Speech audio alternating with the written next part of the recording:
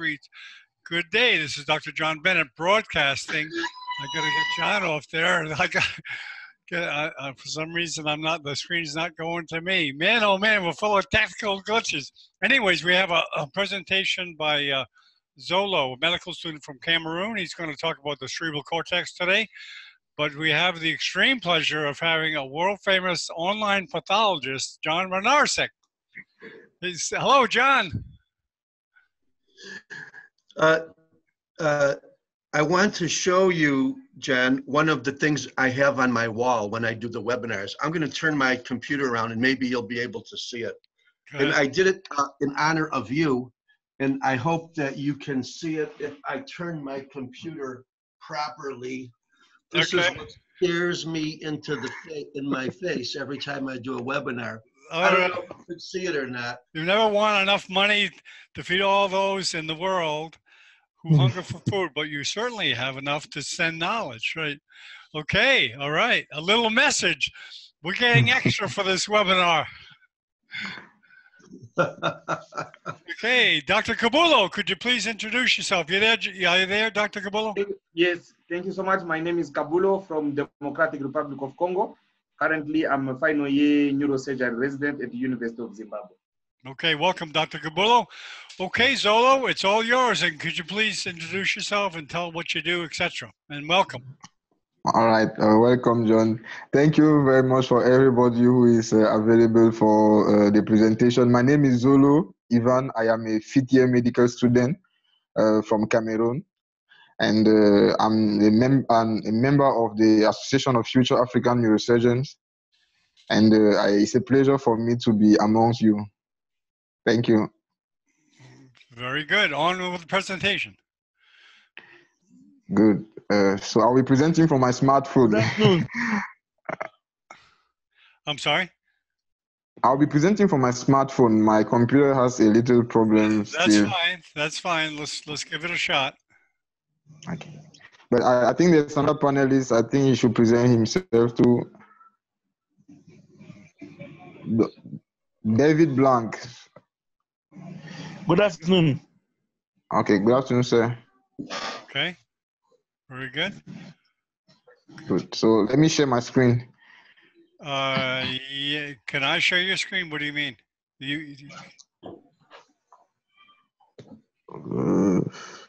Did you send me the presentation? No. It's okay. I'm going to do it from here. Okay. Yeah, there you go. There you go.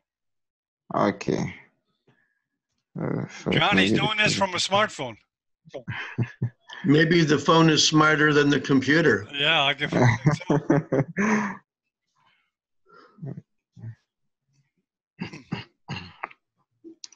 So here we go. Okay, there we go. So the presentation is on cerebral cortex surgical anatomy by Zolo, myself. So our presentation, we are going to follow this outline. We are going to have a brief introduction. We are going to speak about the embryological development of the cerebral cortex. Then we are going to speak about the surgical anatomy, then some clinical relevance, and I'll give you my references. So let us start. The cerebral cortex is the outer layer of neural tissue of the cerebrum. It's made up of two hemispheres, and each hemisphere are joined beneath the cortex by corpus callosum. So is the largest site of neural integration in the central nervous system. It has a wide range of function from attention, perception.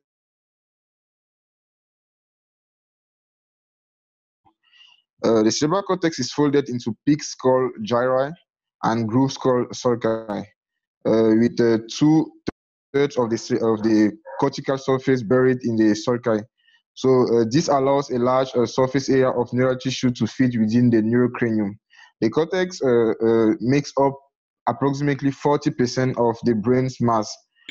And the neurons in the cerebral cortex are organized in cortical columns and microcolumns, which is actually the basic functional units of the cerebral cortex. The larger sulci and gyri divide the cerebral cortex into lobes of the brain. You have the different lobes: the frontal, the parietal, the temporal, the occipital, and these are the main lobes of the brain. We also have other like the insular cortex, which makes up the insular lobe. Based on the Brodmann staining of the cerebral cortex, the cerebral cortex are grouped into 6 main layers, from the outer pial surface to the inner white matter. So we can see it on the picture that is just beside. You can see the different layers. So each layer with specific neurons and specific connection with other cortical and subcortical regions. So we can see it there on the image. Good. So the first layer, let us speak about each layer. You're going to take the first layer, which is layer 1. It is made up of, it's also called the molecular layer. It has a few scattered neurons, including the GABAergic neurons, and it's an extension of the apical dendritic tufts of the pyramidal neurons, horizontally oriented axons, and the glial cells. It has the causal rhesus cells and the subpal granular layers, which are found in this layer during development. The inputs of the apical tufts are thought to be crucial for the feedback interactions in the cerebral cortex involved in associative learning and attention. It also receives substantial input from the matrix or the M-type thalamus cells. So we can see on the image beside.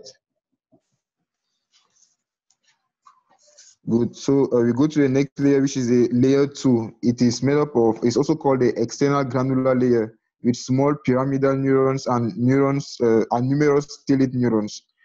Then the third layer is commonly called the external pyramidal layer, which is predominantly small, medium-sized pyramid neurons. It's made up of small, medium-sized pyramid neurons and non-pyramidal neurons, which are vertically oriented in intracortical axons.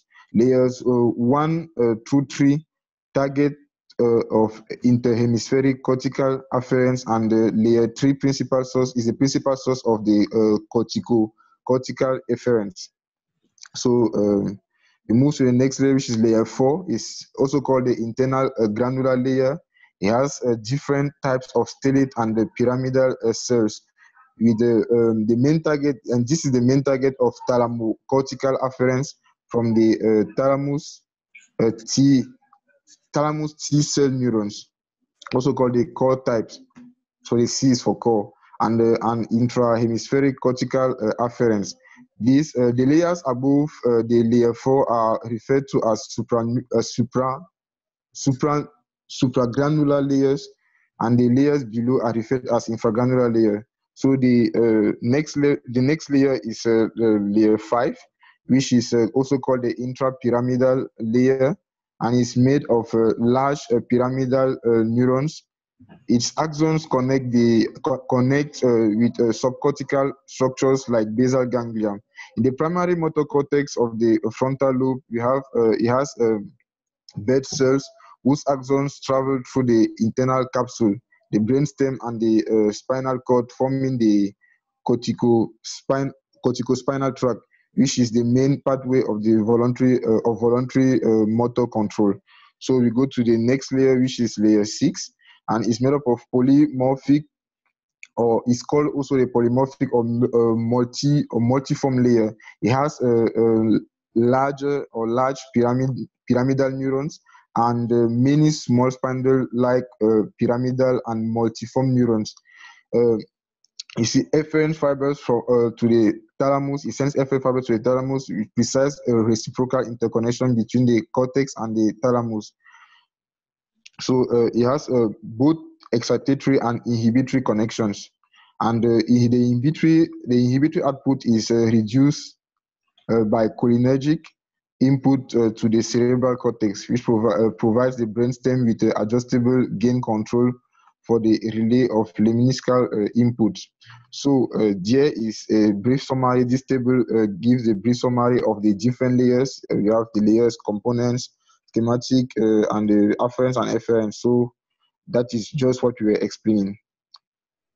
So based on the differences in the laminar organization, The cerebral cortex can be classified into two types. We have the large area of neocortex, which is made up of 6 layers, which we just described, and two subtypes: the true isocortex and the pro-isocortex, which is a transitional region between the isocortex and the region of the peri-allocortex.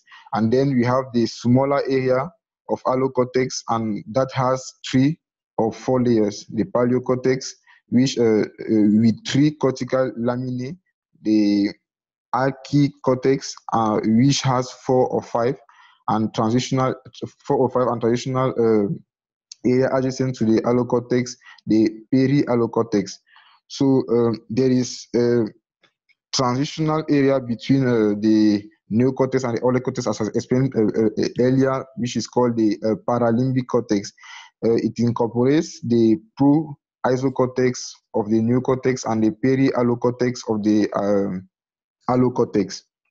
So after giving this introduction, we are going to speak about the embryology of the cerebral cortex. So it is the process of development of the cerebral cortex is called corticogenesis, and it starts by the 3rd week of development.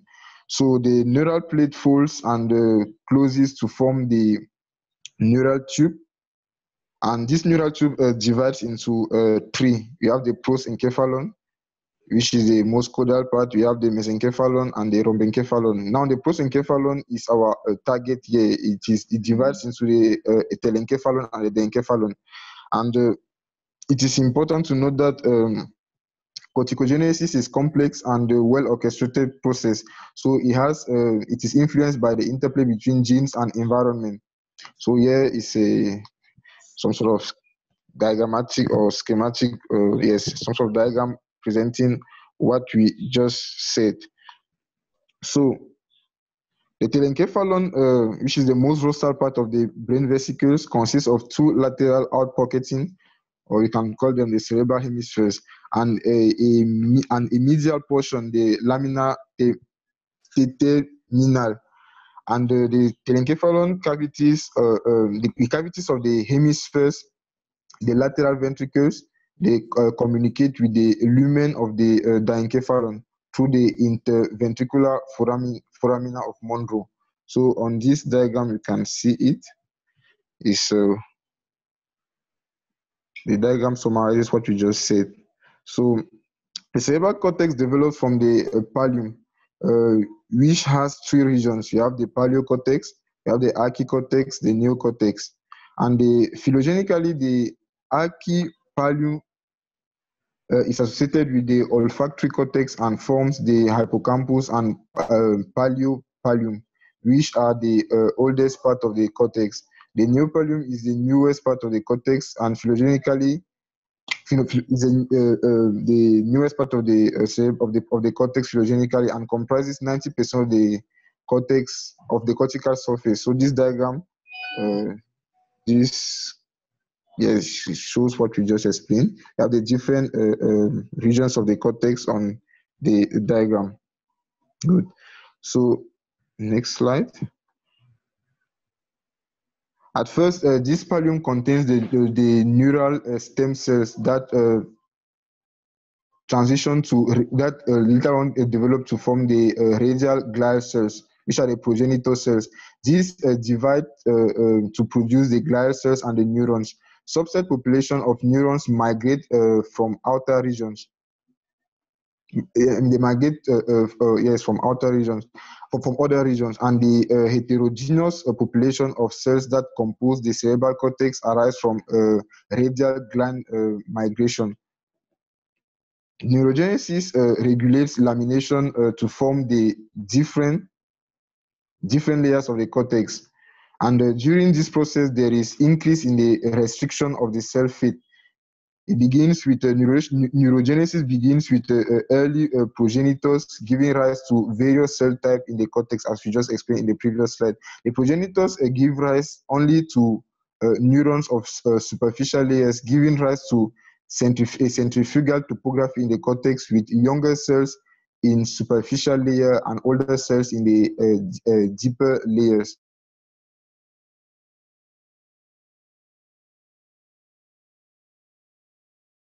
Sorry about that. Still some pinging from my file if they call. But, oh la la.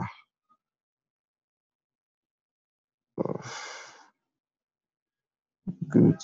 There we go. So we're saying that, yes, we're saying that the laminar neurons are stopped in the S or G2 phase in order to give a fine.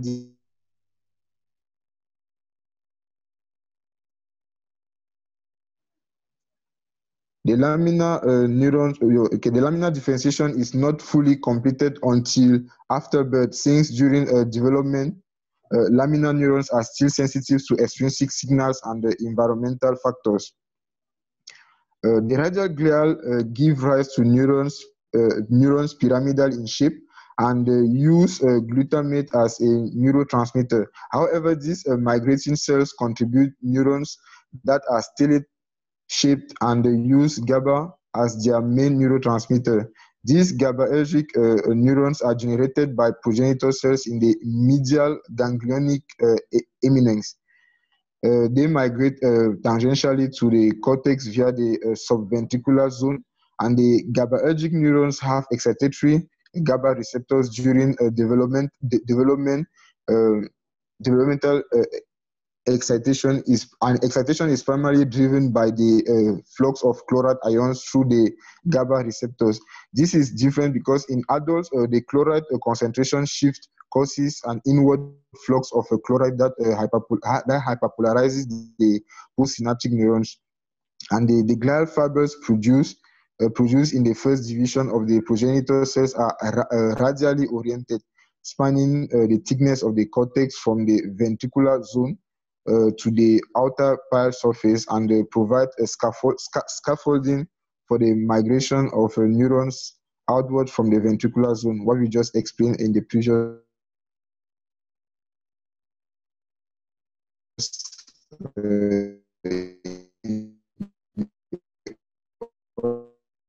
okay, so we continue.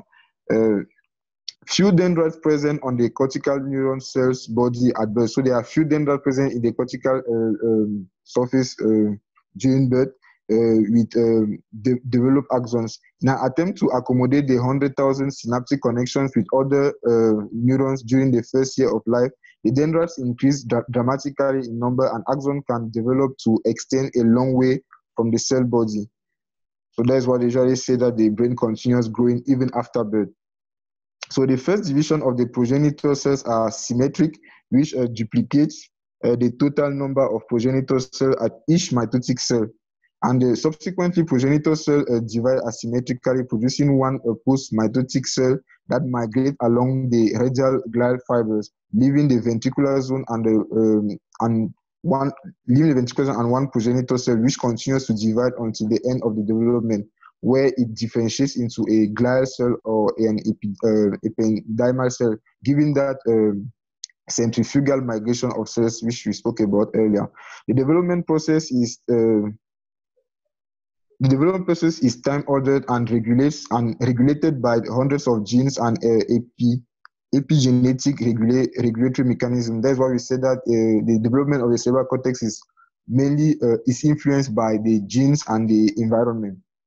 So the first pyramidal neurons generated migrate out of the ventricular zone and the subventricular zone together with the renin producing causal rhesus neurons from the pre-plate. Next, a cohort of neurons migrate into the midline of the pre-plate and divides this transient layer into the superficial marginal zone, which will become layer 1 of the mature neocortex, and subplate forming a middle layer called the cortical plate. These cells will form the deep layers of the mature cortex, which is layers 5 and 6. And the later born neurons migrate radially into the cortical plate past the deep layers neurons and become the upper layers, which are layer 2 to 4. And thus the layers of the cortex are created in an inside-out order, as we said, centrifugally. The map of functional cortical shape and position of the cortical areas on the surface of the cortical primordium, in part by the regulating gradient of the transcription factors expression through a process called cortical patterning. And down you are going to have an image of what you're saying. Rapid expansion of the cortical surface area is regulated by the amount of cell renewal of radial glial cells and is partly regulated by the FGF and the Notch genes. During the period of cortical neurogenesis and layer formation, there is a gyrification which generates the characteristic folds of the cerebral cortex.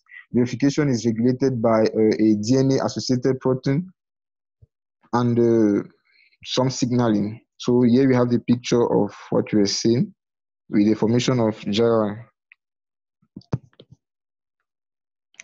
So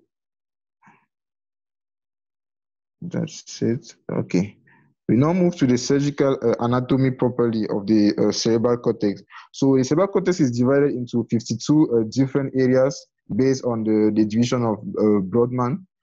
And these areas are known as the Brodmann areas based on their cytoarchitecture, but also relate to the various functions. An example is Brodmann area 17, which is the primary visual cortex. So here we give some numbers to the different Brodmann areas, and they correspond to a particular region of the cortex. In more general terms, the cortex is typically described as comprising of three parts, which is the sensory, motor, and the associated area globally. So here we have the different Brodmann areas, and we can see that based on this, we have, for example, Brodmann area 3, 1, and 2. They are called the primary somatosensory cortex in the post-central gyrus. We have Brodmann area 4, which is a primary motor cortex. Brodmann area 5 is a superior parietal lobule. Brodmann area 6 is a premotor cortex. So we have the different numbers pertaining to the different areas. There are a lot of them. I can't name all of them right now. So to continue, we earlier said that the cerebral cortex can be divided into sensory, motor, and associative areas. So let us speak about the different areas. The sensory areas, they receive and process information from the senses, the different senses of the body. The parts of the cortex this is a part of the cortex that receives sensory inputs from the thalamus, and it is called the primary sensory area. So part of the sensory area that receives inputs from the thalamus is called the primary sensory area. The senses of vision, hearing, and touch are served by the primary visual cortex, primary auditory cortex, and the primary somatosensory cortex, respectively. In general, the two hemispheres receive information from the opposite side of the body. The organization of sensory maps in the cortex reflects that of the corresponding sensing organ. Topographic map of the body onto the posterior central gyrus has been illustrated as a deformed human representation called the somatosensory homunculus. And the size of, in this somatosensory homunculus, the size of different body parts reflects the relative density of their innervation areas. With lots of sensory innervation, such as those, for example, the fingertips and the lips. They receive a lot of sensory information, so they're going to have a broad area on the somatosensory homunculus. So we move to the next areas of the cerebral cortex, which are the motor areas, and they are located in both hemispheres of the cortex. They control the voluntary movement. The right half of the motor areas control the left side of the body and vice versa. The primary motor cortex executes voluntary movements, and the supplementary motor areas and the premotor cortex select voluntary movements. Posterior parietal cortex guides voluntary movements in space, while the dorsolateral prefrontal cortex decides which voluntary movement to make according to the higher order instruction rules and self-generated thoughts. So we move to the next area, which is the associated area, association areas, and this is a part of the cerebral cortex that do not belong to the primary regions. So it's some sort of derivation. The function of this area is to produce a meaningful perceptual experience of the world and enable us to interact effectively and support abstract thinking and language. The parietal, temporal, and occipital lobes are located in the posterior part of the cortex and integrate sensory information and information stored in the memory, while the frontal lobe and the prefrontal association complex is involved in planning actions and movement, and abstract thought. So with that said, the association areas is organized as distributive networks, and it has distinct networks that are positioned adjacent to one another, yielding a complex series of interwoven networks. They are particularly important to language functions. So we are going on to speak about the arterial supply. We are going to have a brief summary about the arterial supply of the cerebral cortex. The cerebral cortex, the arterial supply is also called the cerebral circulation, and the cortical arteries are named for the area they supply. For example, the cortical branches are anterior cerebral artery, the middle cerebral artery, and the posterior cerebral artery. The anterior cerebral artery supplies most of the frontal lobe. The middle cerebral artery supplies the parietal lobes, the temporal lobes, and the parts of the occipital lobes, while the posterior cerebral artery supplies the occipital lobe. So here we're going to speak a bit about the circle of Willis, which is a circulatory anastomosis that supplies blood to the brain and the surrounding structures. It is part of the cerebral circulation. So the different components, you have the anterior cerebral artery, which is left and right, the anterior communicating artery. Yes, we have the internal carotid artery, the internal carotid artery, which is left and right. We have the posterior cerebral arteries, they also left and right. The posterior communicating artery. So you can see them on the diagram below, beside to our right. So the middle cerebral arteries supplying the brain are not considered part of the circle of Willis, though we see them there, but we don't usually consider them as part of the circle of Willis. With the left and the right internal carotid arteries arise from the left and right common carotid arteries, while the posterior communicating artery are branches of the internal carotid artery. The anterior and middle cerebral arteries are terminal branches, and the anterior cerebral artery forms the anterolateral portion of the circle of Willis. The right and left posterior cerebral arteries arise from the basilar artery. Yes, and the anterior communicating artery connects the two anterior cerebral arteries and could be said to arise from either the left or the right side. All arteries involved give off cortical and central branches. So we continue. All the three arteries, which is the anterior cerebral artery, the middle cerebral artery, and the posterior cerebral artery, they send out arteries that perforate the brain in the medial central portions prior to branching and bifurcating further.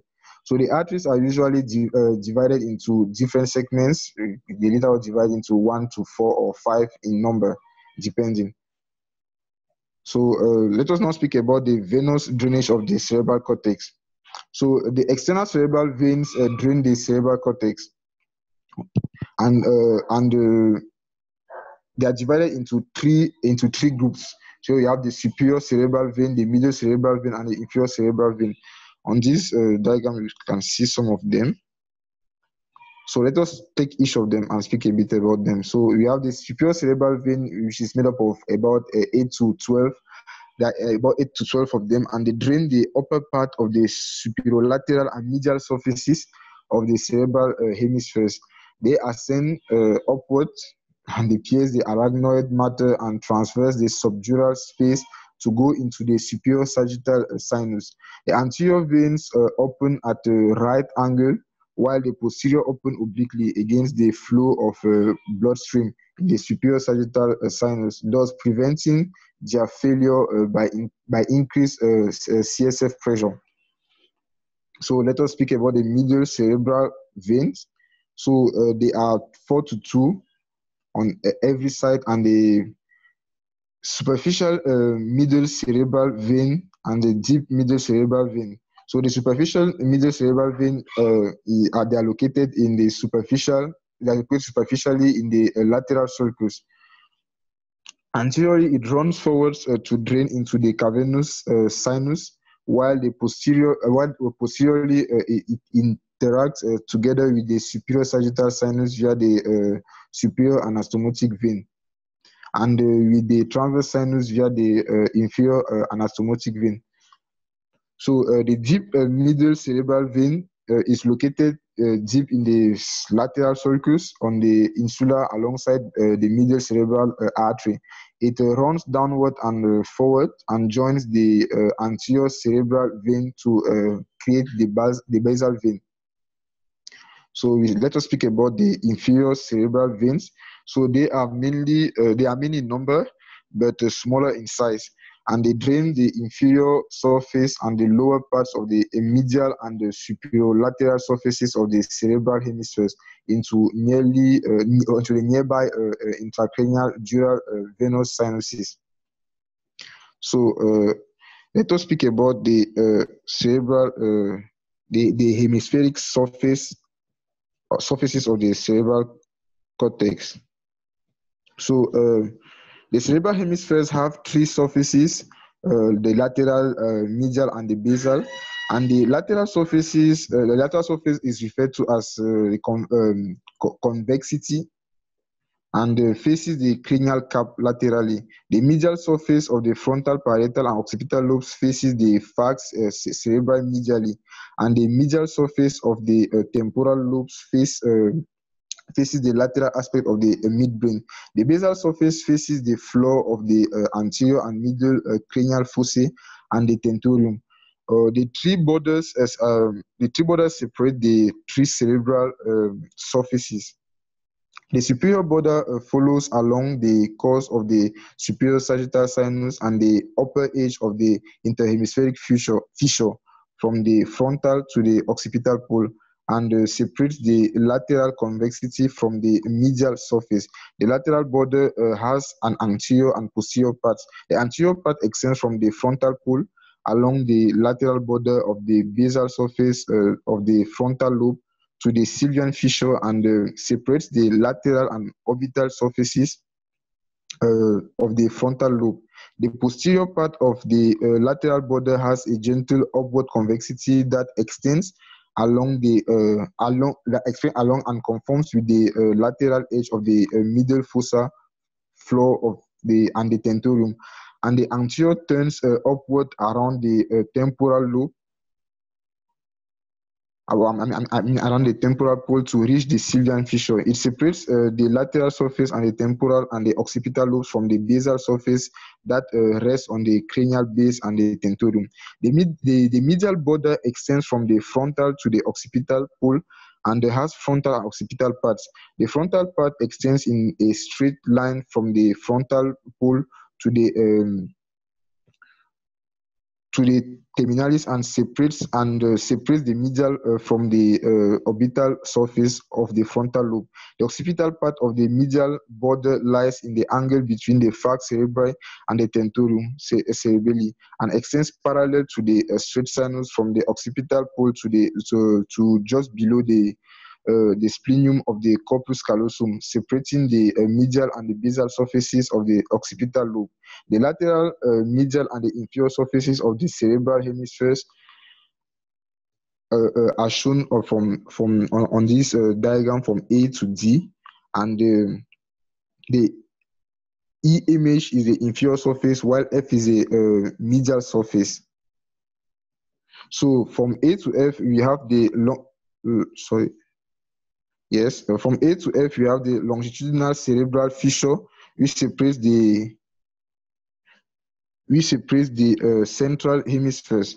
The lateral surface of the frontal lobe extends from the frontal pole to the central sulcus and is demarcated inferiorly by the sylvian fissure.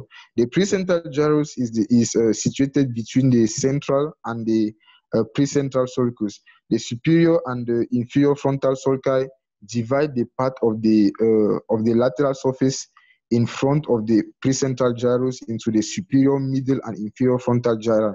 The inferior frontal gyrus is divided by the anterior horizontal and the anterior ascending rami of the sylvian fissure into the pars orbitalis and the pars triangularis and the pars opercularis. The parietal lobe is demarcated anteriorly by the central sulcus and posteriorly by the line extending from the superior limit of the parieto-occipital sulcus to the post-central gyrus, which is situated between the central and the post-central sulci.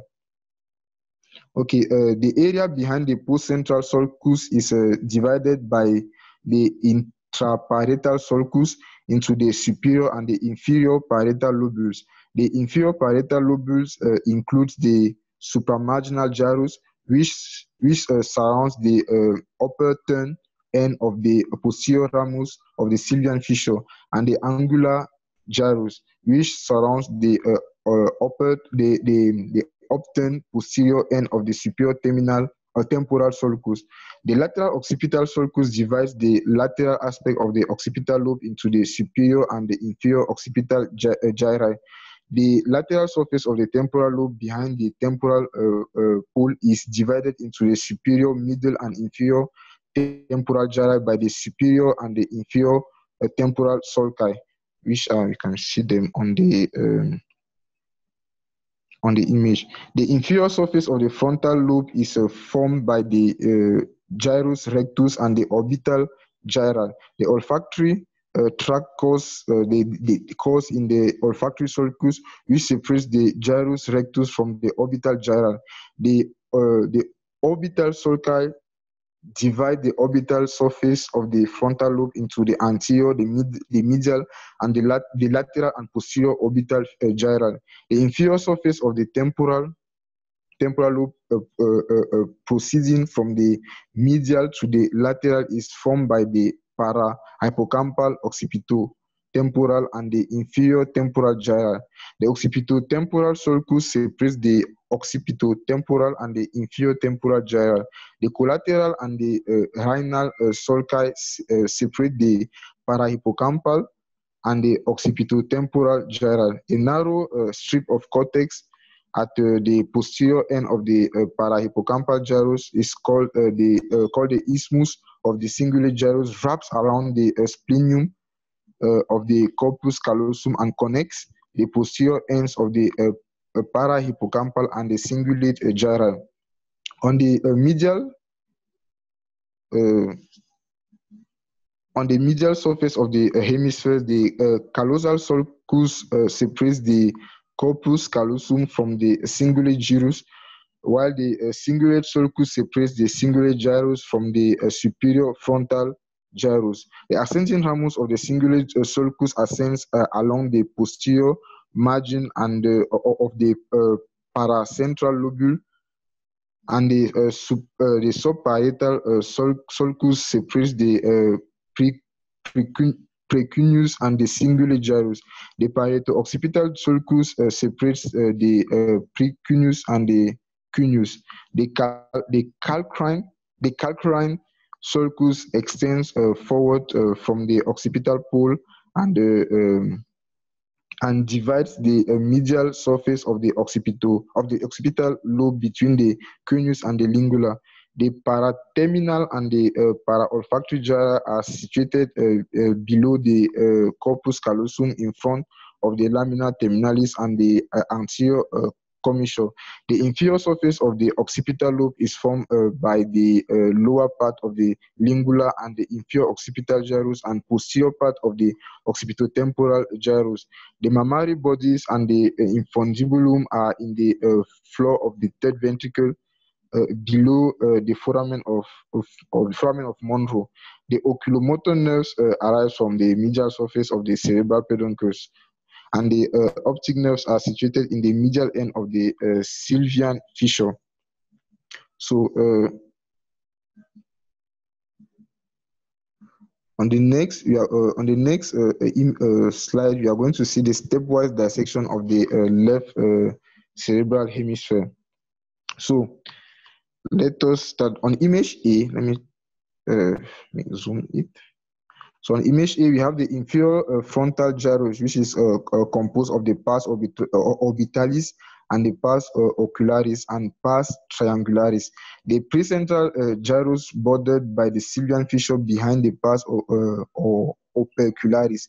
The Sylvian fissure extends backward and turns up into the supramarginal gyrus at its posterior end. The lower part of the postcentral gyrus is positioned in front of the anterior bank of the supramarginal gyrus. The posterior bank of the supramarginal gyrus is continuous with the superior temporal gyrus.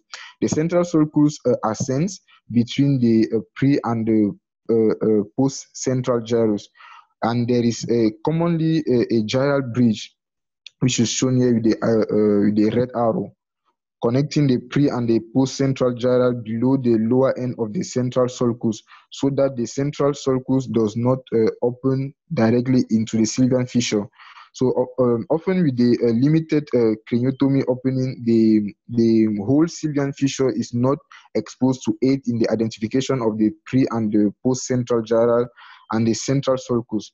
So the position of the lower end of the pre and the post-central gyral can be approximated by identifying the pars opercularis just in front of the precentral gyrus and the anterior bank of the supramarginal gyrus just in back of the post-central sulcus.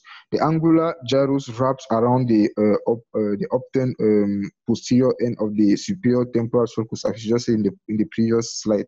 So on image B, we have the part of the frontal lobe above the inferior frontal gyrus and in front of the precentral sulcus has been removed, while preserving a thin layer of medial part of the hemisphere.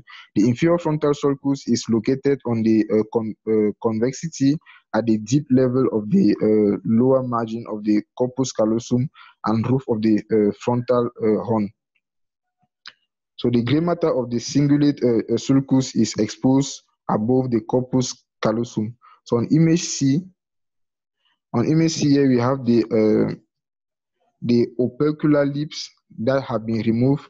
They have been retracted to expose the insula, which is defined as the outer margin by the singular or limiting sulcus. The short gyral are located anteriorly, and the long gyral they are posterior. So on the image D, we have it's an enlarged view with the brain in front of the precentral gyrus removed. Here we see the insular, the insular gyrus radiate upward and backwards from the anterior-inferior angle situated just lateral to the lumen insulae. The short gyri are located deep to the pars triangularis and the opercularis. Sorry for the pronunciation. The Hurst gyrus, which is the most anterior of the transverse temporal gyrus, faces the lower end of the post-central gyrus across the Sylvian fissure. So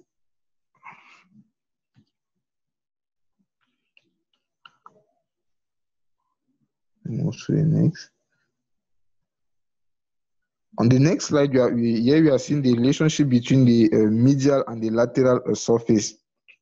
So A is the lateral view. Image A is a lateral view of the right cerebrum. The inferior frontal gyrus is formed by the pars orbitalis and triangularis and opercularis. We already spoke about it. So here we are seeing a different images. So on image B, the pars opercularis, triangularis, and orbitalis, and the superior temporal gyrus and part of the supramarginal gyrus have been removed to expose the insula, to better see the insula, yes. And on image C, the red pins found there, they have been placed on the convexity directly lateral to the course of the calcarine and parieto-occipital sulci and the cingulate sulcus and its ascending ramus on the medial surface. On image D, the medial surface of the same hemisphere. So the yellow pins mark the location of the central sulcus. So we move to the next slide. And here is an identification of identification of the pre and post central gyri and variations in the frontal and the temporal lobe. So on the image A, we have a right frontotemporal area adjoining the sylvian fissure. This is the area that will be exposed in a sizable frontotemporal craniotomy. The limited exposure may make it difficult to determine the site of the central sulcus and the pre-central and post-central gyri. Usually, the pre and the post-central gyri can be located by examining the gyral pattern along the upper lip of the sylvian fissure. From anteriorly, the pars orbitalis, triangularis, and opercularis can be identified. The precentral gyrus is usually located at the posterior margin of the pars opercularis. The sylvian fissure can also be followed backward to its upturned posterior end, and that is kept by the supramarginal gyrus. Usually, the post-central gyrus is the next gyrus along the sylvian fissure anteriorly to the supramarginal gyrus. So on image B, we have overview of the right hemisphere shown in A.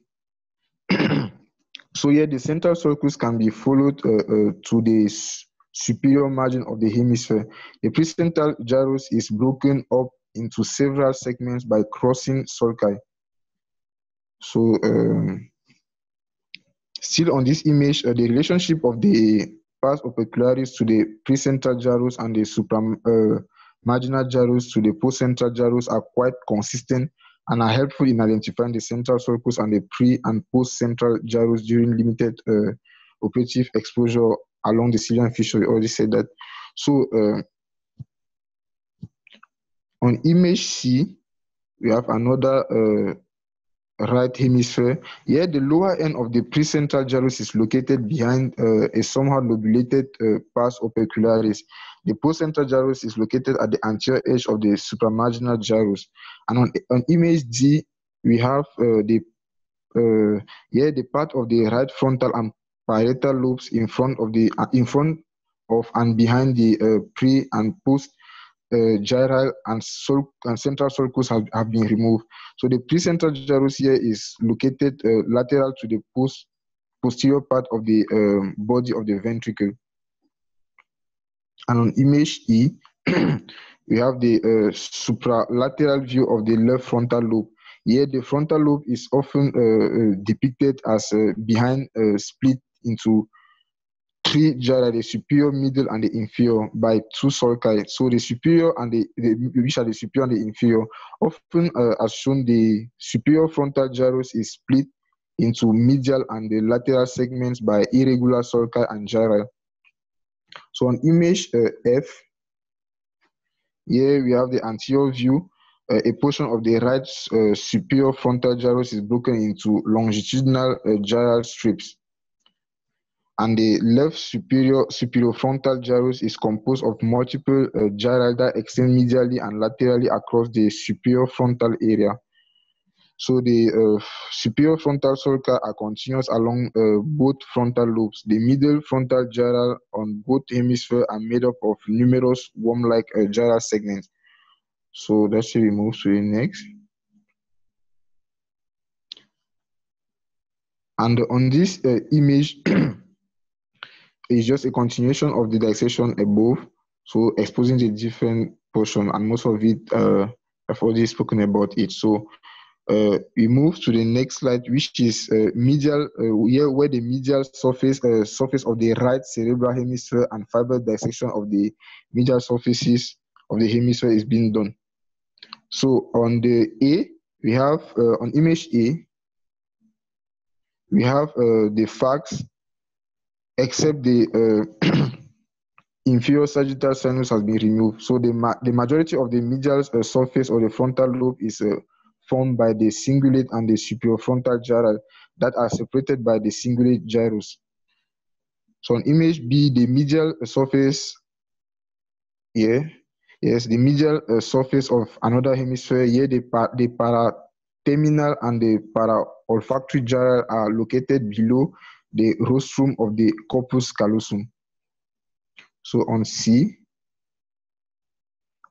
which is another hemisphere, the medial surface is formed by the paraterminal, paraolfactory, superior frontal, and the cingulate gyral, and the precentral lobule, pecuneus, the cuneus, the lingula, and the parahippocampal gyrus. So on image D, actually D to the other ones, the fiber is which is the fiber dissection of the medial surface of the hemisphere. On D, the section extends through the medial part of the right hemisphere and thalamus. So on the E, yeah, we have the cingulum and the gray matter of the cingulate gyrus, which have been removed to expose fibers radiating laterally out of the corpus callosum. And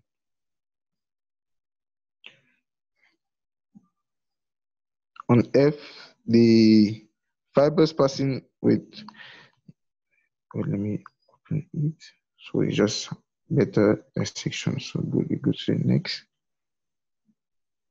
So on this image, we have the basal surface. For example, on image A, we have the basal surface of the temporal and occipital lobes from two different brains. So the collateral sulcus separates the parahippocampal and the occipitotemporal gyral and extends backward onto the occipital lobe.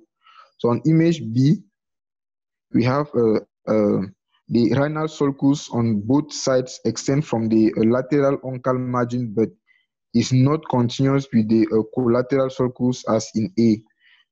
The parahippocampal, occipital, and the inferior temporal gyra are broken up into multiple segments.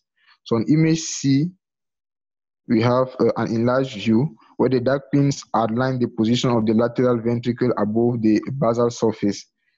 So image D is the basal surface of another temporal lobe where the uncus has the uncus has an anterior segment that faces forward toward the carotid system, and entrance into the ciliary system, and a posterior segment that faces posteriorly towards the cerebral peduncle and crural system.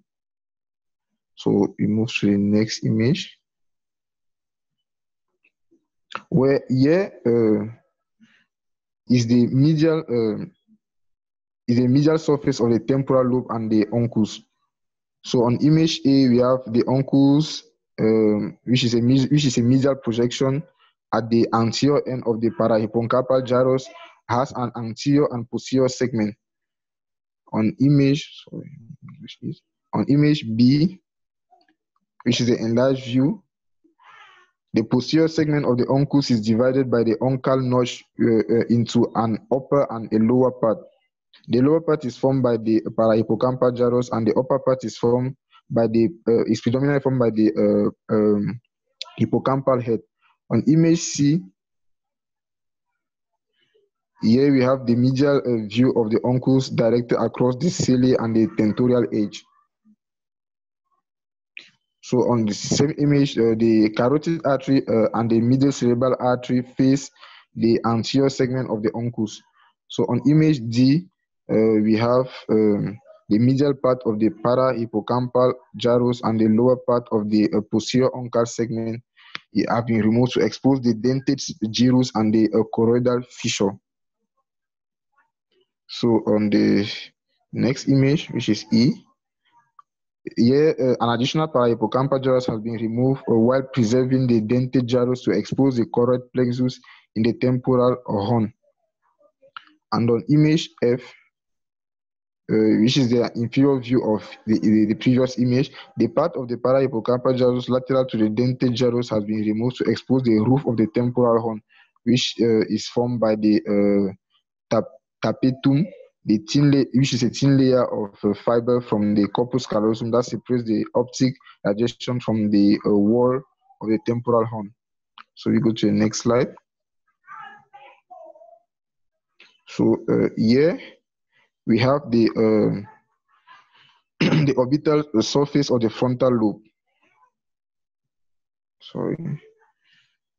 Good. So on image A, the olfactory tracts extend from the olfactory sulcus on the lateral side of the gyrus rectus and divides at the edge of the anterior perforated substances into the medial and the lateral olfactory striae. On image B, which is an image of another cerebrum, the olfactory sulci separate the gyrus rectus and medially from the orbital gyri laterally. So on the image C, C is here. So here we have the location of the frontal and the temporal horns deep within the hemisphere has been outlined using the colored black pins. And on D, we have the coded nucleus, which forms the lateral wall of the frontal horn, and the rostrum of the corpus callosum forms the floor. A more superior axial level, the coded and the lentiform nuclei are separated. Are separated by the anterior limb of the internal capsule, but at this level below the anterior limb of the internal capsule, the nuclei form a solid unbroken mass of gray matter located above the anterior perforated substance and adjoining parts of the orbital surface. So image E, we are seeing the amygdala, which is located below the blends into the lentiform nucleus at its upper border. So we move to the next slide, which shows all the relationship of the cranial sutures and the cortical surfaces. So next slide.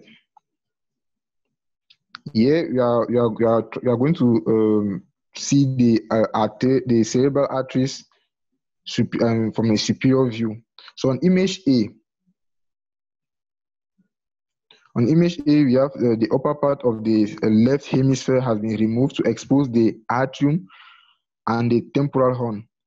So part of the optic tract and the cerebral peduncle has been preserved. The anterior cerebral artery crosses above the chiasm and along the medial surface of the hemisphere. The medial cerebral artery passes laterally below the anterior perforated substance and turns posteriorly in the depths of the sylvian fissure and on the medial side of the opercular lips. So on image B, which is an enlarged view, the initial segment of the optical tract has been preserved. The middle cerebral artery crosses laterally in the area above and anterior to the temporal pole and turn posteriorly in the sylvian fissure. The posterior cerebral artery is hidden below the optic tract and the cerebral peduncle.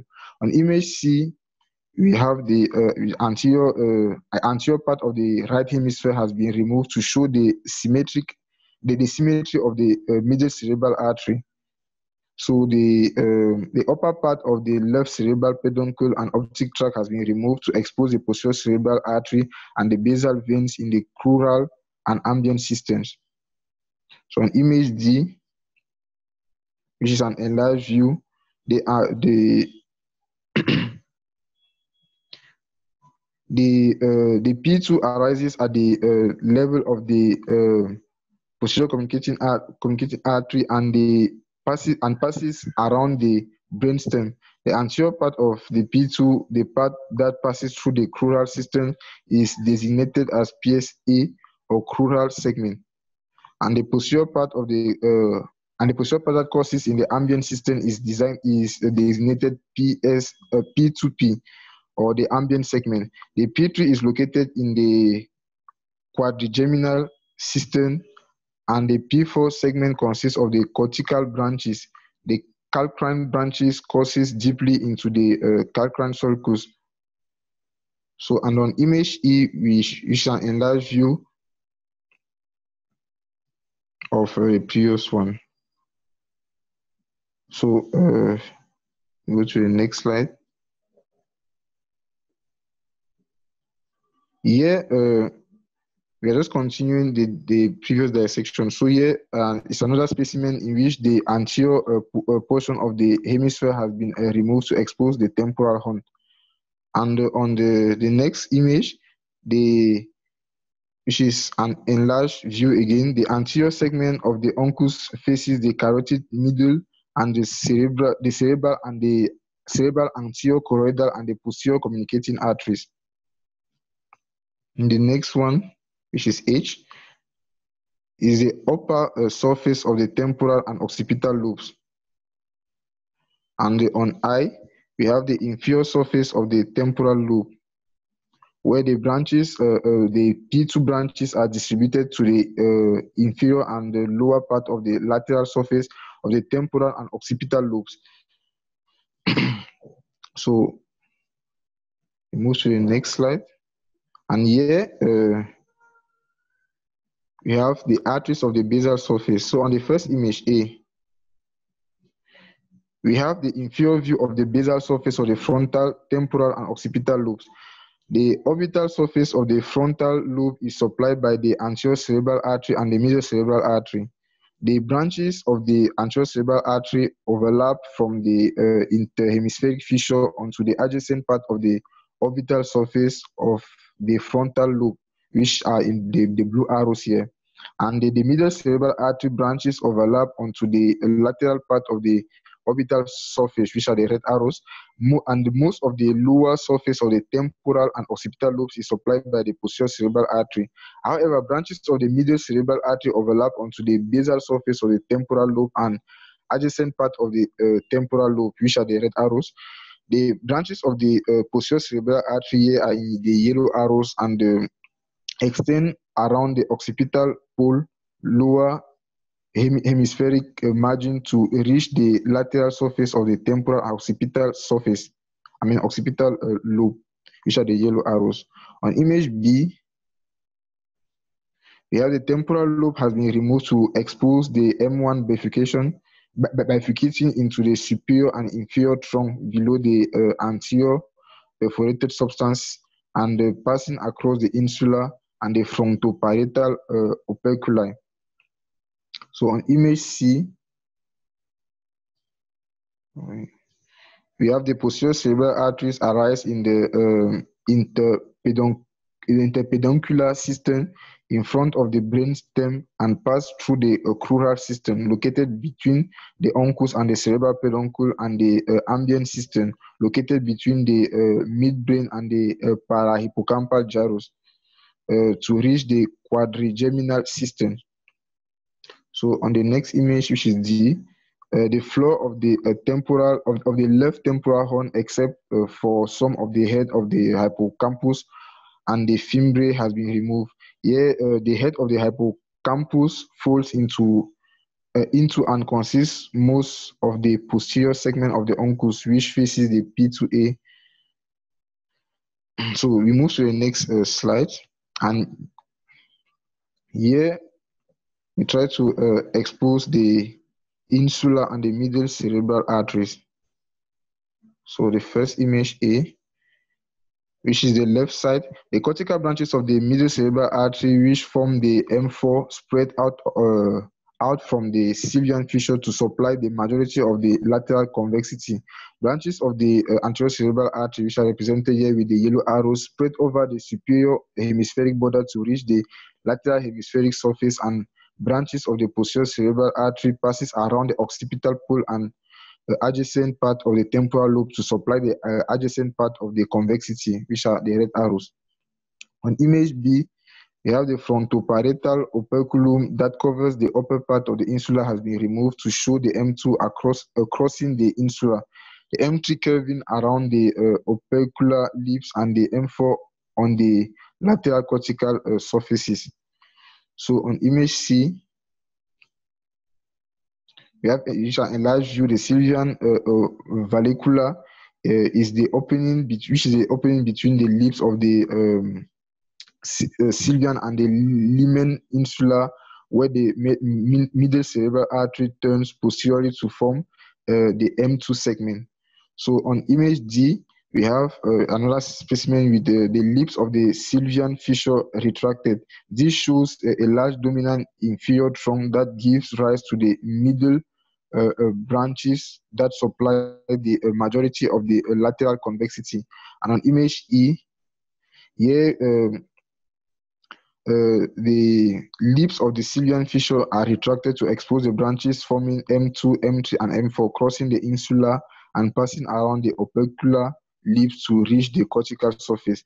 And on F, we see the upper part of the hemisphere and the frontal part and the frontal and parietal columns have been removed to expose M2 branches crossing the insula. The posterior M3 branches cross the transverse temporal gyral, the most anterior of which forms the Herx. So I'm going to reach the Herx gyrus to reach the cortical surface. So on this slide, we are seeing the continued territory and the direction of drainage of the cortical veins. So we are done with the arteries. I'm not speaking about the veins. So A, C, and the E, images A, B, C, D. So E is just there. So we are going to continue here. So let us start here. So the images A, C, and E are the territory of each cortical vein, while the images B, D, and F are the direction of drainage of veins on each lobe. So A and B are the lateral surfaces, while C and M are the medial surfaces, and the E and F are the inferior surfaces. So A, C, and E territory are drained by each cortical vein in shape. I mean, they are shaded in a color specific to its lobes. So the frontal veins, which are shaded in blue, the parietal vein that are shaded in yellow, and the temporal vein that are shaded in green. And while the occipital vein is shaded in purple. So let us speak about A. So here you have the territories of the veins on the lateral surface. The lateral surface of the frontal lobe, which is blue, is drained by the frontopolar, the anterior frontal, the middle frontal, the posterior frontal, the precentral, the central, and the frontosylvian vein. The lateral surface of the parietal lobe, which is in yellow, is drained by the central, postcentral, the anterior parietal, the posterior parietal, and the parietosylvian vein. The lateral surface of the occipital lobe, which is in purple, is drained by the occipital vein. The lateral surface of the temporal lobe, which is in green here, is drained by the anterior temporal, the middle temporal, the posterior temporal, and the temporosylvian vein. So now we go to image B. Yes, this is B. Image B, I'm trying to zoom it again more. Okay. Image B, we have the direction of drainage of the lateral surface, where the veins draining the lateral surface of the frontal lobe are shown in two shades of blue. A lighter shade for the ascending vein, which drain into the superior sagittal sinus, and the darker shade for the descending vein, which drain into the superficial Sylvian vein. Okay, so we move to image C. Here on image C, we have the territory of the territory of veins of the medial surface, and the medial surface of the frontal lobe, which is in blue, is drained by the paraterminal, the anteromedial frontal, and the centromedial frontal. the posterior medial frontal, the anterior pericallosal, and the paracentral veins. The medial surface of the parietal lobe, which is yellow, is drained by the paracentral, and the paracentral, this anteromedial, the anteromedial parietal, the posterior parietal, and the posterior pericallosal vein.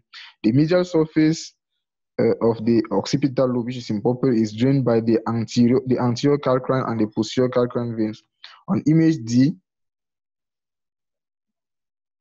the direction of drainage of the medial surfaces and the veins draining the medial surface of the frontal lobe are shown in 2 shades of blue.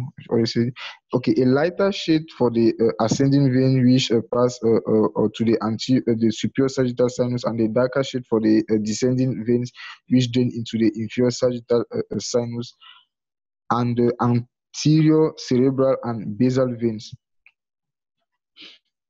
So we move to the next slide. And here is just a continuation. And so on image E, so on image E, we have the territory of the veins of the inferior surface. The inferior surface of the frontal lobe, which is in blue, is drained by the frontopolar, the anterior frontoorbital, the posterior frontoorbital, the olfactory, and the paraterminal veins. The inferior surface of the temporal lobe, which is in green, is drained by the anterior temporobasal,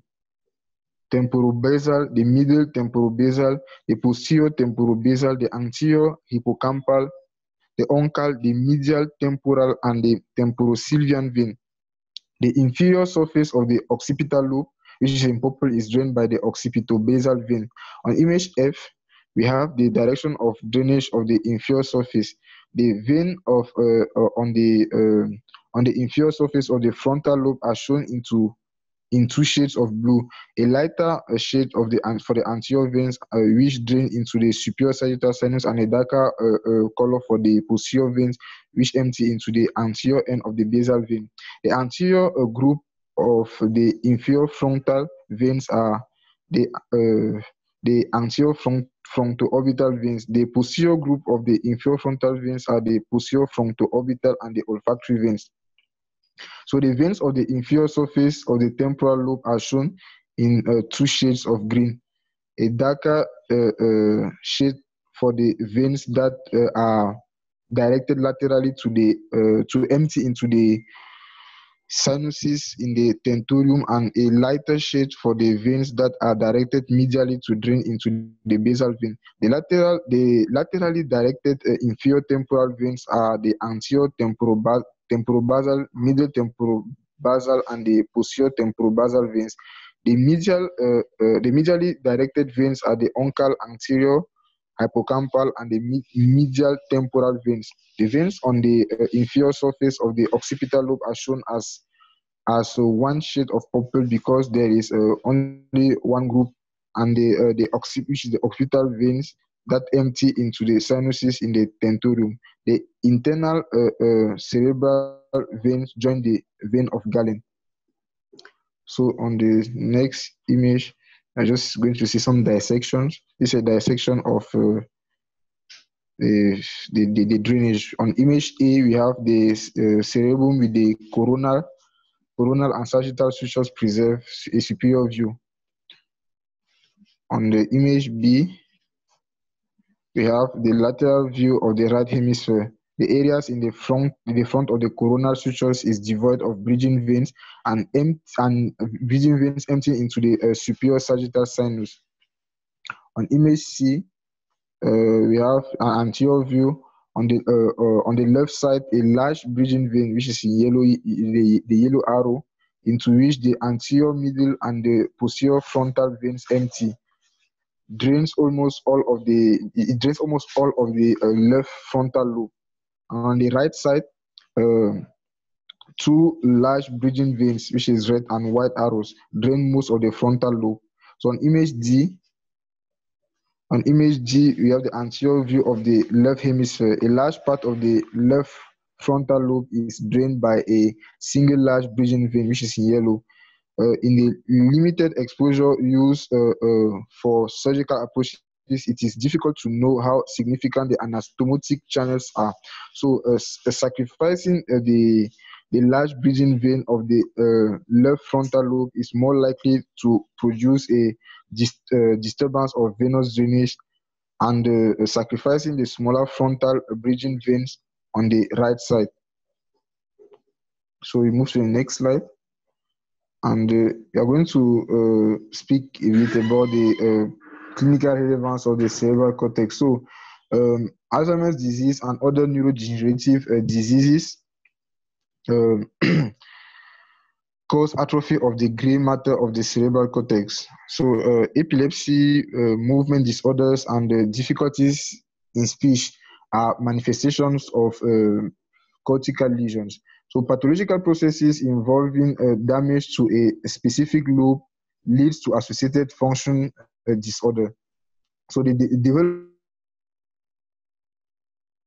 fetus is susceptible to a range of environmental factors that can cause cerebral cortex birth defects and problems in the later development, as we saw during the embryological development of the cerebral cortex, that environmental factors highly affect the growth of the cerebral cortex.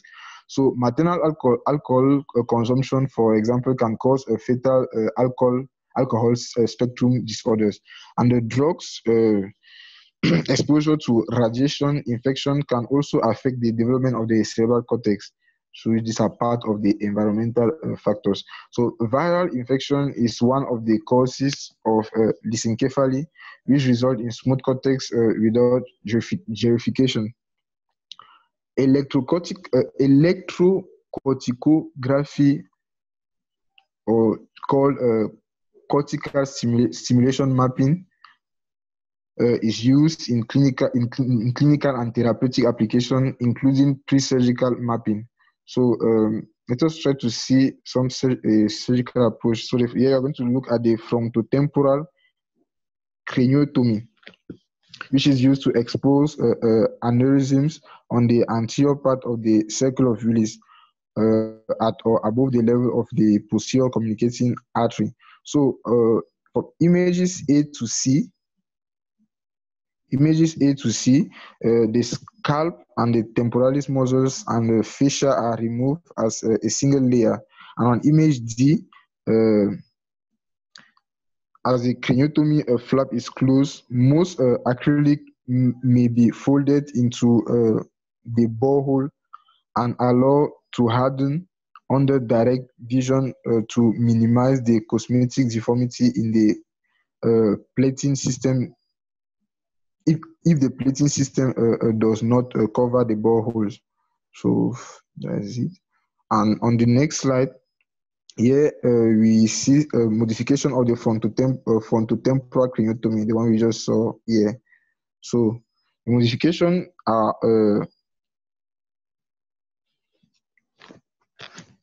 is also used to exposing aneurysm arising at the origin of the ophthalmic and the superior hypophyseal arteries. So these two layer scalp opening provides a lower exposure and easier access to for removal of the anterior clinoid process and the adjacent part of the orbital roof than when the scalp flap is turned as a single layer.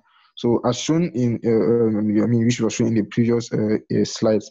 So the site of the scalp incision and a bone flap, can see it there on image A. So on image A, the branches of the facial nerve passes across the zygoma to reach the muscles of the forehead.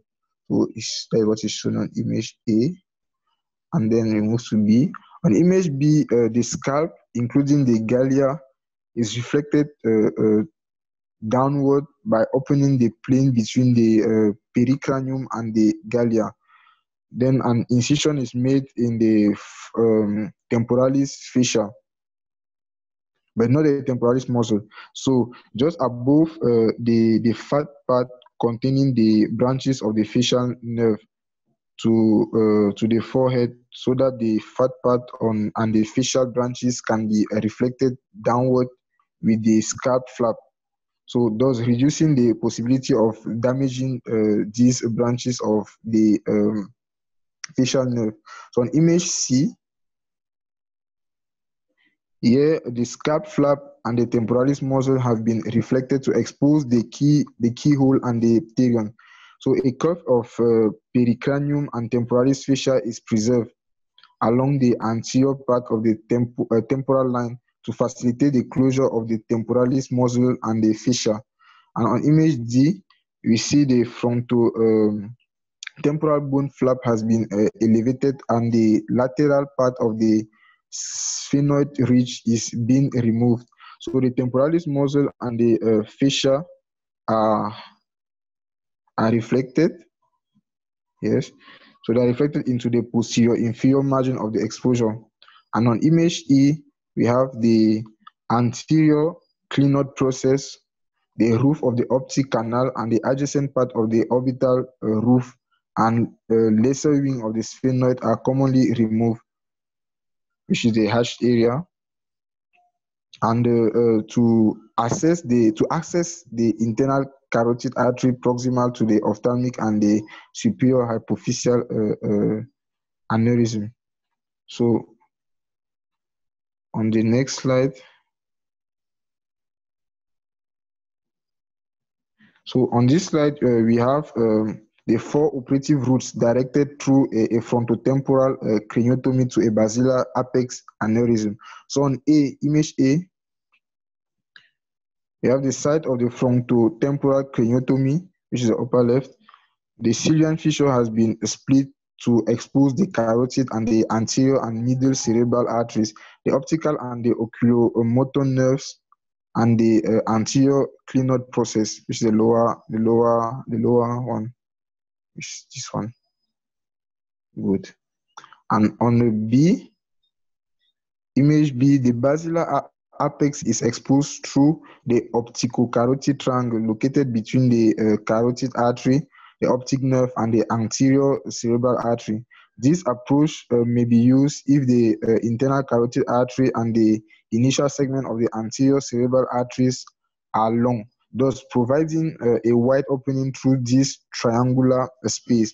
Other structures exposed include the basilar, the posterior cerebral, the posterior communicating, and the thalamo-perforating, the superior cerebellar, the recurrent arteries, and the olfactory and the optic tract.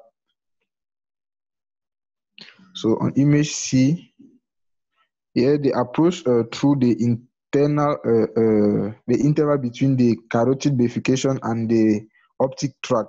This approach may be used if the carotid artery is short, thus providing an opening between the bifurcation and the optic tract. The perforating branches arising in the region of the bifurcation of the carotid artery may limit access through this area. And on image D, we have this approach is directed behind the carotid artery and above the posterior communicating artery through the interval between the carotid artery and the oculomotor nerve. So the perforating branches of the posterior communicating artery the posterior communicating artery may need to be separated to reach the basilar apex. So on image E, we have this approach is directed below the posterior communicating artery through the interval between the carotid artery and the oculomotor nerve. The posterior communicating artery has been elevated with a small dissector. So that is it. And that said, I've come to the end of the presentation. Here are my reference. And thank you for your kind attention. Okay, very good, Zolo. A very comprehensive, extensive presentation. And we have a couple of your friends here, Marco and Dr. Cabulo. Do you have any comments or questions, Marco? Hello, Marco in Minnesota at the Mayo Clinic. Yeah, fortunately, I actually am the Rochester Airport, so I'm coming back in Italy. But it was a great experience, right, guys? Absolutely great. Yeah, yeah. I'm sure. I'm curious to hear about it. But yeah, Zolo just gave a pretty extensive presentation of Yeah, cortex. I wish he was around when I was in med school. to go, because learning anatomy is just going over and over and over and over it, which is you can never get too much anatomy. As we talked before, it has to become part of your being. Neurosurgery, especially, you have to know anatomy. Period. There's no yeah. two doubts about it. Dr. Gabulo, yeah, are you there now? Are you still there? Yes, I'm still there. Dr. Okay. Marco, how are you? I'm We are- pretty fine. We are missing you these days. He's at the Mayo Clinic, Dr. Gabulo. Oh, he's now at Mayo Clinic. How is it there? Wow, it was incredible, guys. Is Wow. nothing is the ranked #1 hospital in United States. Yeah. It's impressive. They have a great quality of care, and I saw a great surgery of peripheral nerve. It was a great experience. I hope to show you in a next panel what this experience was. Yeah, Wow. Zolo, That's great. you've heard about the Mayo Clinic, right? Yes, of course, it's the standard, the standard. Yeah, so- it is. It's one of the best, not only in the United States, in the world. And I think mainly they got their name from research. Is that true, Marco? Oh well, the name Mayo Clinic is made by the founder. They were two brothers that's created the first hospital after the Civil War, I guess.